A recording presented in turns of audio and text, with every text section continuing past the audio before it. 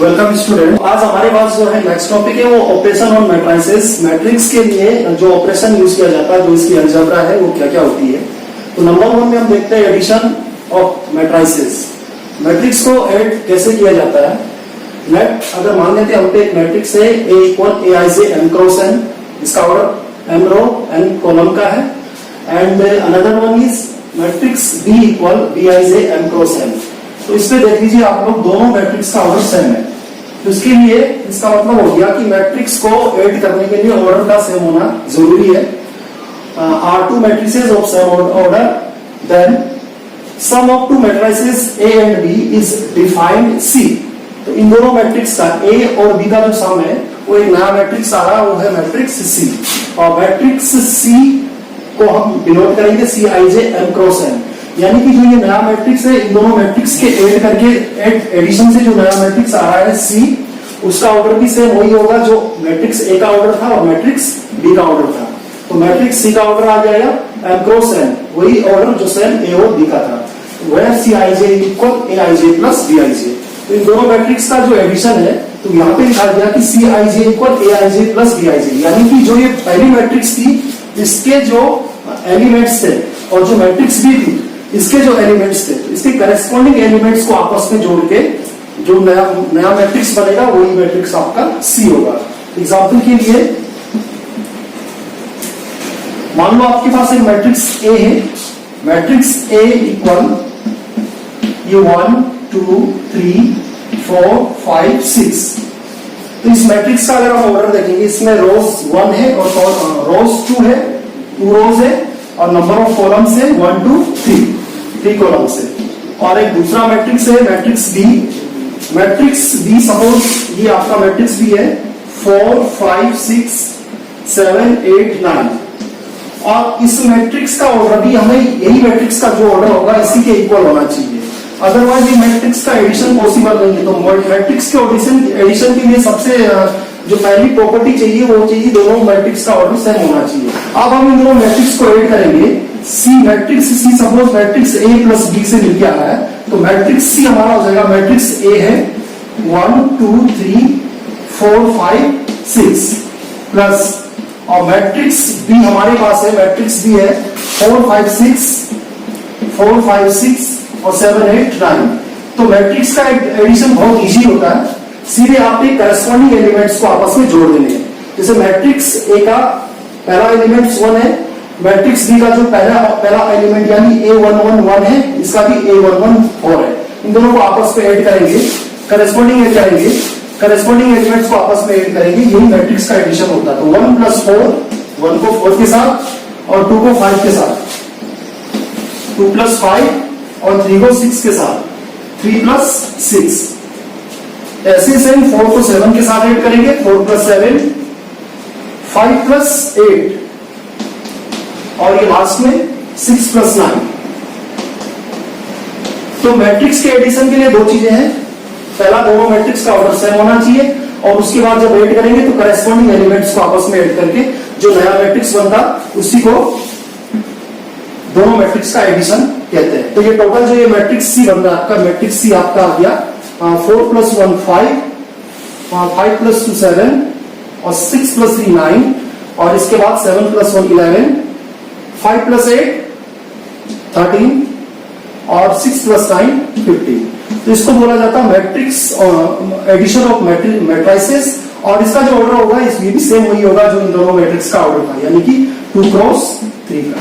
तो इसको बोलते हैं मैट्रिक्स का एडिशन। इसी तरह से सेम हम मैट्रिक्स का सब्ट्रैक्शन भी इसी तरह से करेंगे। डिफरेंस लिख लेते हैं, डिफरेंस ऑफ मैट्रिसेस। तो इसकी भी डेफिनेशन यही रहेगी। सपोज आपके पास एक मैट्रिक्स ए है, A equal A I J M cross N, matrix B equal B I J M cross N, are two matrices same order भी सेम होने चाहिए, डिफरेंस के लिए भी और एडिशन के लिए भी दोनों का ऑर्डर सेम होना जरूरी है। देन सम की जगह हम लोग यहाँ पे डिफरेंस लिख लेंगे, डिफरेंस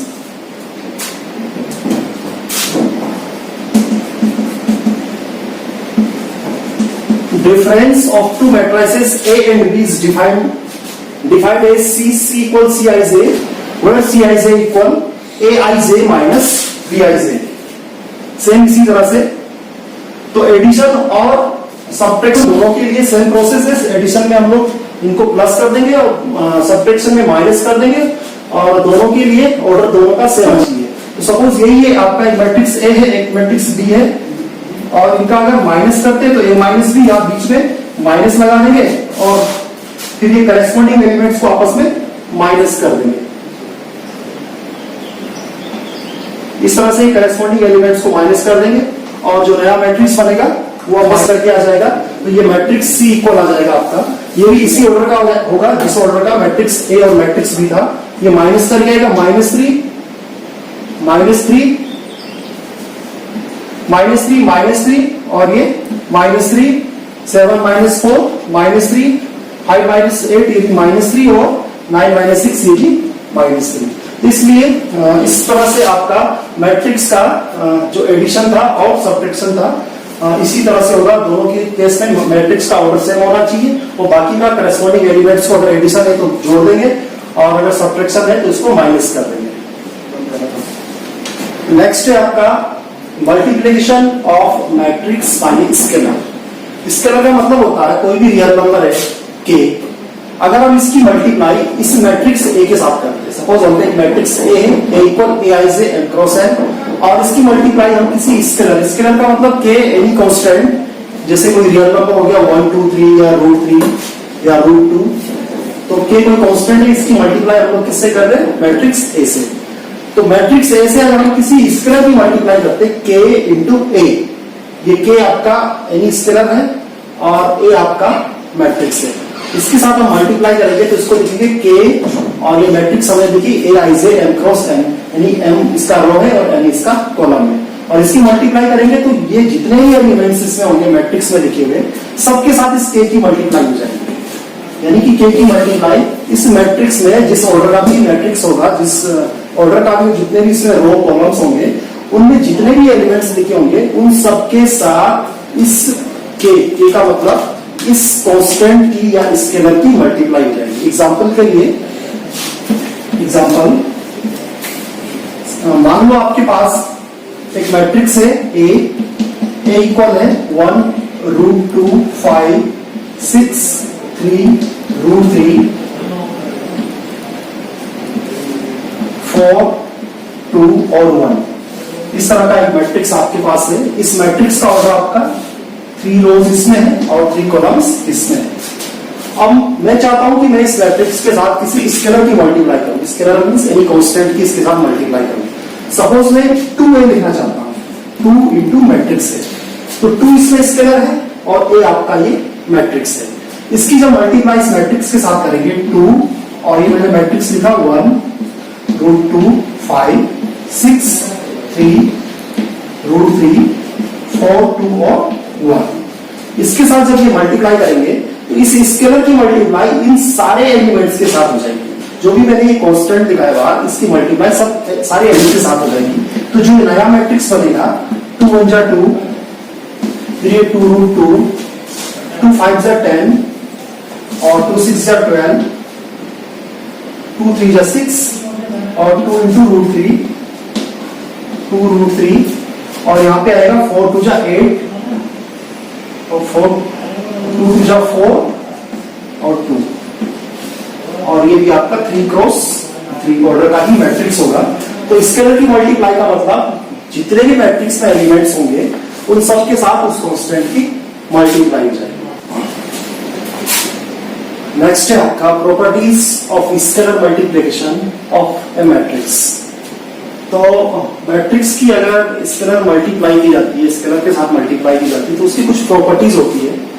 वो प्रॉपर्टीज क्या है? नंबर 1 है, पहली प्रॉपर्टीज, अगर ये स्केलर के है, हम पे 2 मैट्रिक्स है, एक मैट्रिक्स ए और एक मैट्रिक्स बी, और ये ए और बी दोनों सेम ऑर्डर के मैट्रिक्स है। मान लो मैट्रिक्स ए इक्वल आपका A I j n cross n, और जो मैट्रिक्स बी है मैट्रिक्स बी इक्वल बी आई जे, ये भी सेम इसी ऑर्डर का है जिस ऑर्डर का मैट्रिक्स ए था। तो अगर हम a प्लस बी करेंगे, दोनों मैट्रिक्स को आपस में ऐड करेंगे और उसके साथ मल्टीप्लाई करते हैं के मींस एनी स्केलर, तो इसको हम इस तरह से लिख सकते हैं k इंटू ए प्लस के इंटू बी। यानी ए प्लस बी मैट्रिक्स, यानी मैट्रिक्स ए और मैट्रिक्स बी को पहले ऐड करेंगे और फिर उसके साथ किसी स्केलर की मल्टीप्लाई की जाती है। तो ये सेम यही वाला रिजल्ट देगा अगर हम लोग के इंटू ए करते हैं और के इंटू ए प्लस के इंटू बी करेंगे। तो ये फर्स्ट प्रॉपर्टी हो गई। इसकी सेकंड प्रॉपर्टी है, अगर कोई मैट्रिक्स ए आपके पास है और आपके पास दो स्केलर है, नंबर 1 के और नंबर 2 एल। ये के भी आपका स्केलर है, एल भी आपका स्केलर। स्केलर का मतलब एनी कांस्टेंट, या जैसे कोई आप रियल नंबर ले सकते हैं, कुछ भी ले सकते हैं इसकी जगह, के और एल की जगह। तो ये अगर आप इन दोनों को ऐड करोगे, पहले दोनों कांस्टेंट को या दोनों स्केलर को ऐड करेंगे और फिर हम मल्टीप्लाई करेंगे किसके साथ, मैट्रिक्स के साथ, तो ये भी सेम इतना ही रिजल्ट देगा। अगर जो मैं यहां लिख रहा हूं के इंटू के या के इंटू ए प्लस एल इंटू ए। तो नंबर 3 प्रॉपर्टी आपकी है existence of additive identity. Additive identity क्या होती है, जैसे हम लोग रियल नंबर जैसे आपस में ऐड करते थे हम लोग, तो वहां पे जो रियल नंबर का जब हम लोग एडिशन करते थे आपस में, तो वहां पे भी एडिटिव आइडेंटिटी हम लोग किसको बोलते थे, जीरो को। क्योंकि जीरो को हम जिस भी रियल नंबर के साथ ऐड करते थे, तो रियल नंबर का जो सम होता था, जैसे 1 + 0 1 होता है, 2 + 0 2 होता है, 3 + 0 3 होता है।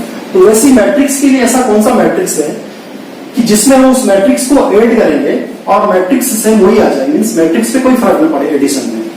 तो additive existence of additive identity में मैट्रिक्स के लिए आपके लिए एक जीरो मैट्रिक्स आपको बता रखा है। जीरो मैट्रिक्स का मतलब होता है ऐसा मैट्रिक्स जिसके अंदर के सारे एलिमेंट्स आपके जीरो होते हैं।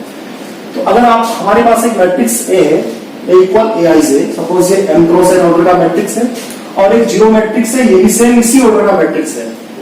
इसको हम कैपिटल ओ से नोट करते हैं, जीरो मैट्रिक्स ये है। जीरो मैट्रिक्स का मतलब इसके अंदर जितने भी एलिमेंट्स थे वो सारे क्या है, जीरो।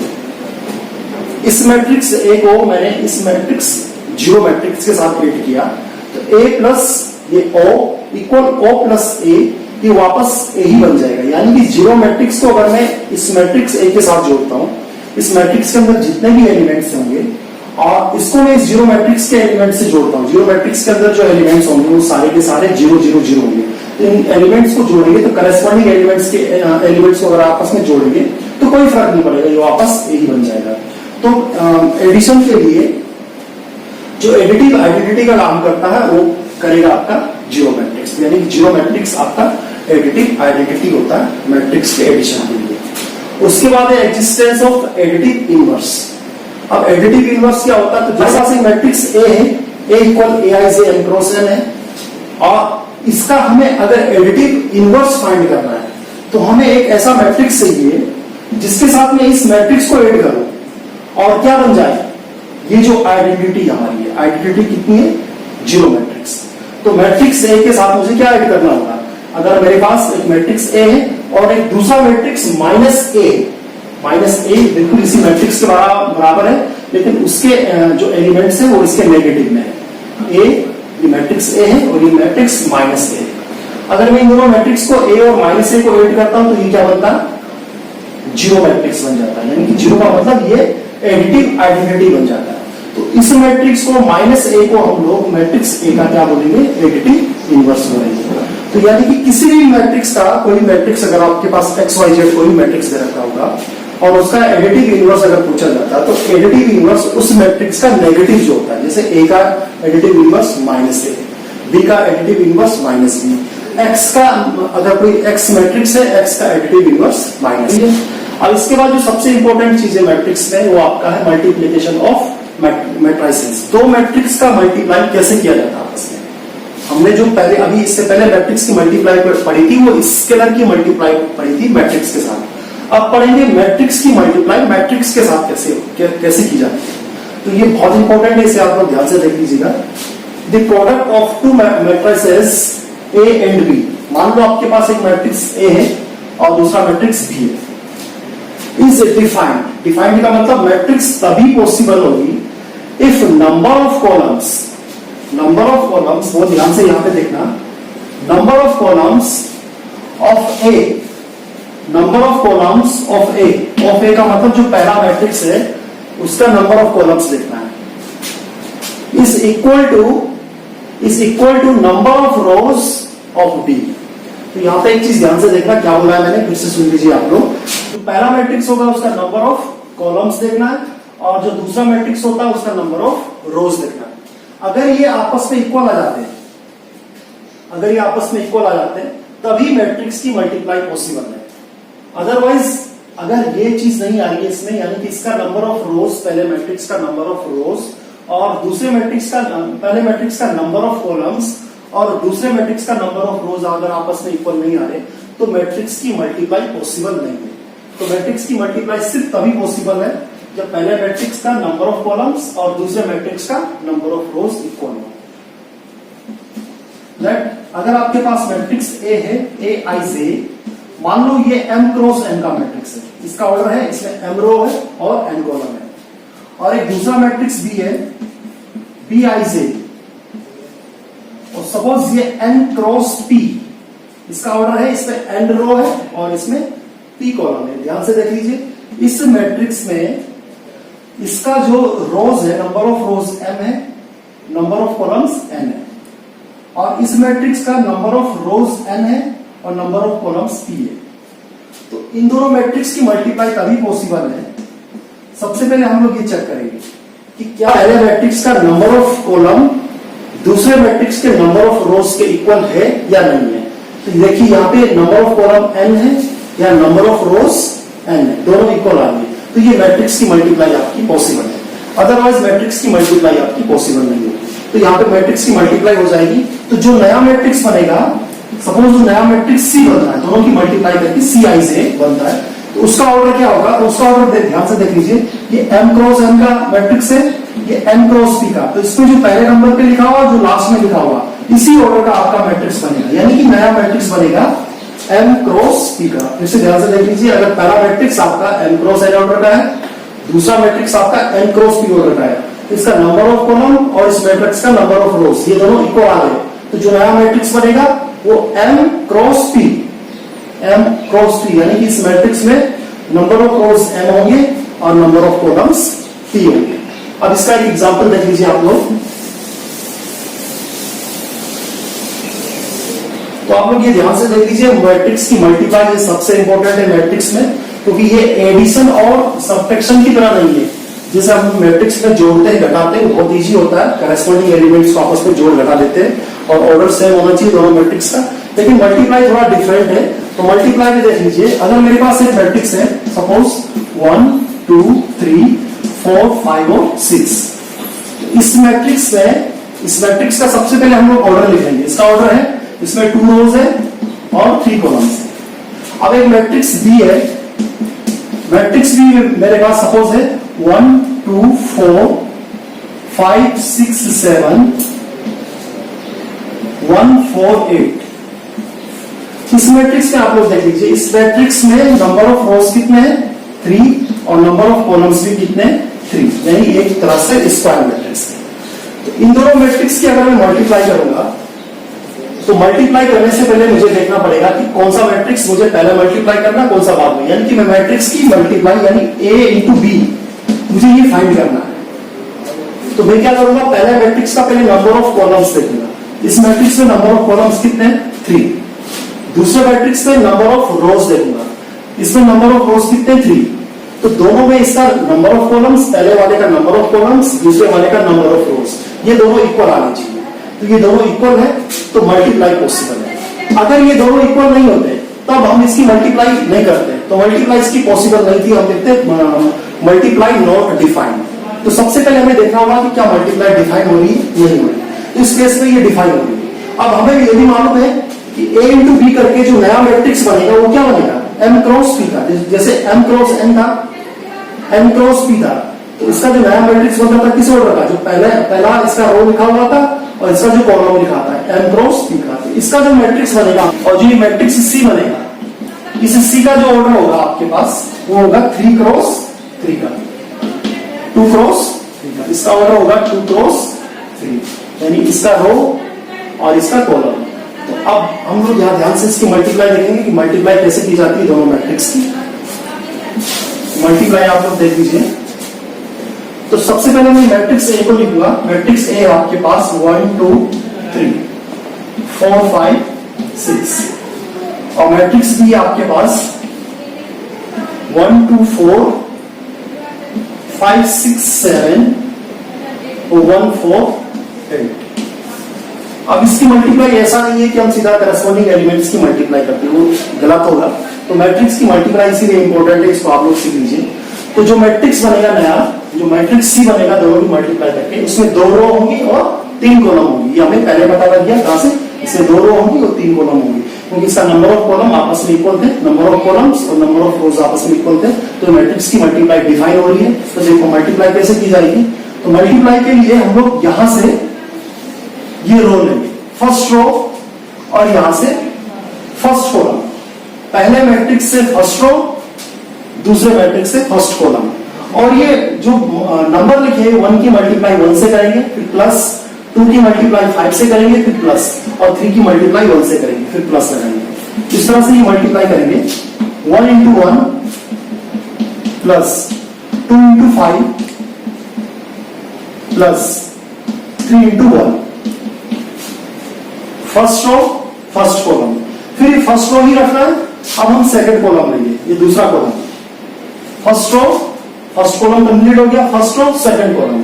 1 की मल्टीप्लाई 2 से करेंगे, 1 into 2, फिर प्लस, 2 की मल्टीप्लाई 6 से करेंगे, 2 into 6, फिर प्लस, और 3 की मल्टीप्लाई 4 से, 3 into 4। First row first column यहां कंप्लीट हो गया, फर्स्ट रो सेकंड कॉलम यहां कंप्लीट हो गया, फर्स्ट रो अभी थर्ड कॉलम, ये तीसरा कॉलम जा रहा है। अब यहां मल्टीप्लाई करेंगे, तो 1 की मल्टीप्लाई 4 के साथ, 1 into 4, फिर प्लस, 2 की मल्टीप्लाई 7 से, 2 into 7, और फिर प्लस 3 की मल्टीप्लाई 8 के साथ, 3 into 8। इस तरह से ही मल्टीप्लाई करनी। तो फर्स्ट रो की मल्टीप्लाई कंप्लीट होगी। फिर से सुन लीजिए, आप क्या करना, पहले मैट्रिक्स का रो, फर्स्ट रो, और दूसरे मैट्रिक्स का फर्स्ट कॉलम, ये यहाँ पे लिखना, इस तरह से लिखना। ये एलिमेंट्स के आपस में इस तरह से मल्टीप्लाई करना, और बीच में आपने प्लस का साइन लगाना। फिर फर्स्ट रो सेकंड कॉलम यहाँ पे लिखा, फिर फर्स्ट रो और थर्ड कॉलम यहाँ लिखा। तो फर्स्ट रो कंप्लीट हो गया। अब हम सेकंड रो से स्टार्ट करते हैं। अब सेकंड रो और फर्स्ट कॉलम, ये 4 की मल्टीप्लाई 1 से, 4 into 1 plus 5 into 5 plus 6 into 1। First row first column complete हो गया। फिर first row second column, 4 into 2 plus 5 into 6 plus 6 into 4। First second row second column, अब second row third column, 4 into 4 plus 5 into 7 plus 6 into 8, 6 into 8। तो इस तरह से ये multiply आपकी कंप्लीट हो गई। तो इसको देखेंगे तो ये आपका आ जाएगा, ये 1 प्लस 5 to 10 प्लस 3, ये वाला आ जाएगा 2 प्लस 6 to 12, 3 4 12, फिर प्लस 1 प्लस 7 to 14 प्लस 8 3 24, फिर ये 4 प्लस 5 5 25 प्लस 6, और ये 4 2 8, 5 6 30, और 6 4 24, और ये लास्ट में 4 4 16, 5 7 35, और प्लस 6 8 48, 6 8 48। इन सबको आपस में ऐड करेंगे, और यही आपका मैट्रिक्स ए और बी का मल्टीप्लाई हो जाएगा। तो आप लोग देख लीजिए, इसमें 2 रो है और 2 क्रॉस 3 ऑर्डर का मैट्रिक्स बन गया। इस तरह से आपकी मल्टीप्लाई हो जाएगी। तो जैसे एडिशन की कुछ प्रॉपर्टीज थी, वैसे आपका मल्टीप्लिकेशन की भी कुछ प्रॉपर्टीज है। तो multiplication of properties of multiplication of matrices, number 1 property है एसोसिएटिव लॉ। तो क्या ये मल्टीप्लाई एसोसिएटिव लॉ फॉलो करता है या नहीं करता? लेट आपके पास 3 मैट्रिक्स है, matrix A, matrix B and matrix C. तो इसको इस तरह से लिख सकते हैं, ए इंटू बी। पहले हम मैट्रिक्स ए और मैट्रिक्स बी की मल्टीप्लाई करेंगे। तो मैट्रिक्स की मल्टीप्लाई तभी करेंगे जब ये डिफाइन होगा, यानी कि इसका नंबर ऑफ कॉलम्स इसका नंबर ऑफ रोज के इक्वल आ जाएगा। तो ये मैट्रिक्स की मल्टीप्लाई हमने की। फिर इसके बाद ये जो मल्टीप्लाई आई, इसकी मल्टीप्लाई मैंने सी के साथ की, और ये मल्टीप्लाई इक्वल होगी अगर मैं पहले बी और सी की मल्टीप्लाई करता हूं और उसमें फिर ए इंटू बी इंटू सी करता हूं, तो ये मल्टीप्लाई दोनों सेम हो जाएगी, यानी कि ये एसोसिएटिव लॉ को फॉलो करेगा, मैट्रिक्स की मल्टीप्लाई। दूसरा है डिस्ट्रीब्यूटिव लॉ। क्या ये डिस्ट्रीब्यूटिव लॉ को फॉलो करता है? अगर तीन मैट्रिक्स आपके पास है, एक मैट्रिक्स है, एक मैट्रिक्स बी और मैट्रिक्स सी, तो यहाँ पे मैंने लिखा मैट्रिक्स ए को बाहर लिखा ब्रैकेट के बाद और बी प्लस सी को अंदर ब्रैकेट के अंदर लिखा है। तो इसको मैं इस तरह से भी लिख सकता हूं ए बी इंटू ए सी, यानी कि ए बी प्लस ए सी। अगर आप ये करोगे तो ये इक्वल आएगा A into B plus C के। ऐसी दूसरी चीज है यहाँ पे लिखी गई A plus B into C, A plus B matrix A plus B into matrix C. तो इसको मैं ऐसा लिख सकता हूं A C plus B C, A C plus matrix A C plus B C. तो ये डिस्ट्रीब्यूटिव लॉ को भी फॉलो करता है। और नंबर 3 है एक्जिस्टेंस ऑफ मल्टीप्लिकेटिव आइडेंटिटी। तो जैसे एडिटिव आइडेंटिटी आपकी क्या थी? जीरो थी, जीरो मैट्रिक्स होता था। वैसे मल्टीप्लिकेशन के लिए आइडेंटिटी का काम क्या करता है? जैसे रियल नंबर में हम लोग मल्टीप्लाई करते थे आपस में, तो वहां पे ऐसा कौन सा नंबर होता था जिससे मल्टीप्लाई करके मैट्रिक्स पे कोई रियल नंबर पे कोई फर्क नहीं पड़ता था? तो वो नंबर होता था 1 की मल्टीप्लाई 1 से करते थे तो 1 आता था, 1 की मल्टीप्लाई 2 से करते थे 2 ही आता था, 1 की मल्टीप्लाई किसी भी रियल नंबर से करते थे तो 1 आता था। तो ऐसी मैट्रिक्स का हमें देखना है कि मैट्रिक्स में हम ऐसी कौन सी मैट्रिक्स की मल्टीप्लाई करें कि जिससे उस मैट्रिक्स पे कोई फर्क न पड़े। तो वही मैट्रिक्स की वही मैट्रिक्स की मल्टीप्लिकेटिव आइडेंटिटी होती है। तो वो कौन सा मैट्रिक्स होता है? वो होता है आइडेंटिटी मैट्रिक्स। आइडेंटिटी मैट्रिक्स आपको पहले बता रखा है, इस तरह से आइडेंटिटी मैट्रिक्स होता है, जैसे 1 0 0 0 1 0 0 0 1, यानी जिसके डायगोनल्स के एलिमेंट्स क्या होते हैं? 1, उसको क्या बोलते हैं? 1 1 1, उसको क्या बोलते हैं? एडिटिव, उसको बोलते हैं आइडेंटिटी मैट्रिक्स। तो यहाँ पे आइडेंटिटी मैट्रिक्स की अगर हम किसी भी मैट्रिक्स के साथ मल्टीप्लाई करेंगे तो मैट्रिक्स पे कोई फर्क नहीं पड़ेगा, यानी कि आई इंटू ए, आई का मतलब ये मैट्रिक्स है और इसको कौन सा मैट्रिक्स बोलते हैं? एडिटिव। इसको कौन सा मैट्रिक्स बोलते हैं? इसको बोलते हैं आइडेंटिटी मैट्रिक्स। आइडेंटिटी मैट्रिक्स आई इंटू ए इक्वल ए, या ए इंटू आई करोगे तब भी ए आ जाएगा।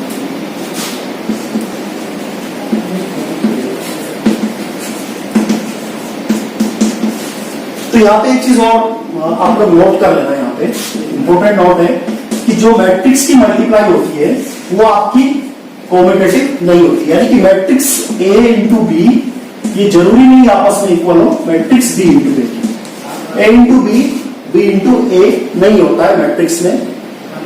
कुछ केस में शायद हो सकता है, लेकिन ये सारे केस में नहीं होगा। सब मैट्रिक्स के लिए जरूरी नहीं होगा कि A into B equal B into A आ जाए। तो ये आपने जो आज पढ़ा वो पढ़ा, एडिशन पढ़ा, मैट्रिक्स का एडिशन पढ़ा, मैट्रिक्स का सब्ट्रैक्शन पढ़ा और मैट्रिक्स का मल्टीप्लिकेशन पढ़ा, और एडिशन की प्रॉपर्टी पढ़ी और मल्टीप्लिकेशन की प्रॉपर्टी पढ़ी। तो जो नेक्स्ट वीडियो है उसमें हम लोग एक्सरसाइज सॉल्व कर देंगे। Thank you very much.